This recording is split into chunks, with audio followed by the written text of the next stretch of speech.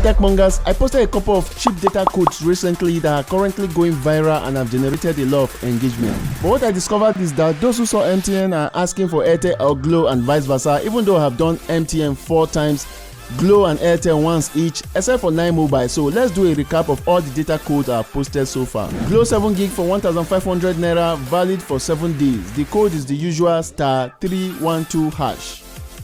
MTN 1 gig for 200 naira, valid for 30 days. Code is *312*100 hash. Airtel 1 gig for 100 naira, 2 gig for 200 naira and 3 gig for 300 naira, valid for 5 days. The code is *312*562 hash. MTN double data, the code is *121 hash.